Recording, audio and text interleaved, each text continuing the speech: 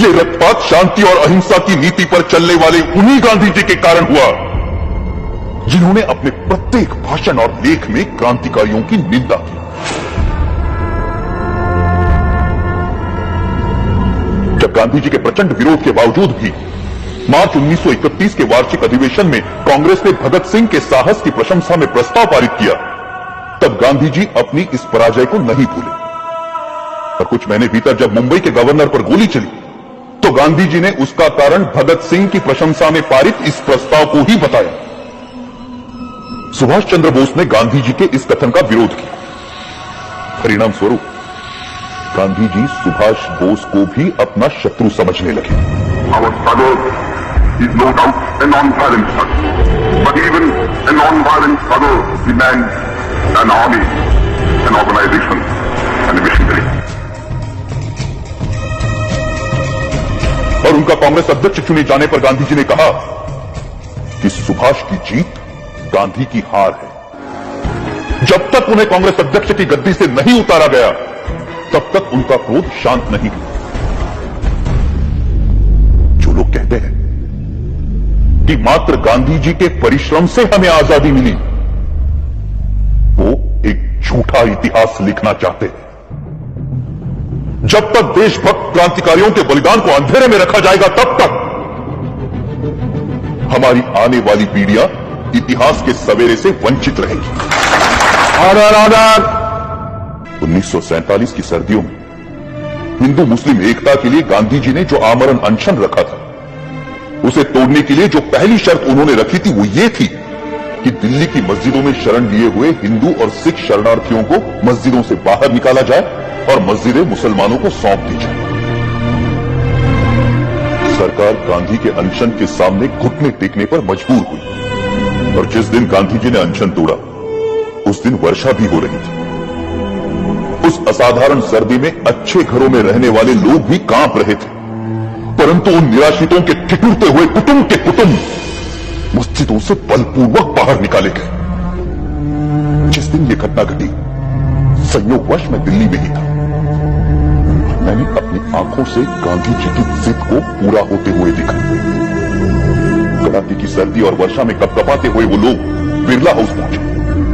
वहां उन्होंने नारे लगाए, गांधी जी हमें शरण दो, गांधी जी हमें शरण दो।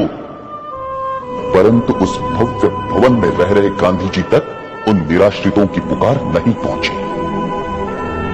ये मर्मस्पर्शी दृश्य, जिसे देखकर कठोर से कठोर मनुष्य का हृदय भी द्रवित हो जाए, मैंने स्वयं अपनी आंखों से देखा है। क्या उन निराश्रितों ने अपनी मर्जी से उन मस्जिदों में डेरे डाले थे? क्या गांधी जी को उन विषम परिस्थितियों की कल्पना नहीं थी जिनसे बाध्य होकर वो बदनसीब उन मस्जिदों में शरण लेने को मजबूर हुए थे? यदि उन मस्जिदों को खाली कराया जाना उचित था, तो पाकिस्तान के मंदिर खाली कराकर हिंदुओं को सौंपने की मांग गांधी जी ने क्यों नहीं रखी?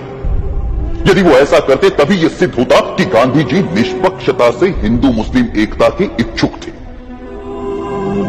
परंतु गांधी जी ने पाकिस्तान और वहां के मुसलमानों के सामने अपना अनशन खोलने के लिए एक भी शर्त नहीं रखी, क्योंकि अपने अनुभव से उन्हें मालूम था कि उनके अनशन का जिन्ना और उनके अनुयायियों पर कोई असर नहीं पड़ता।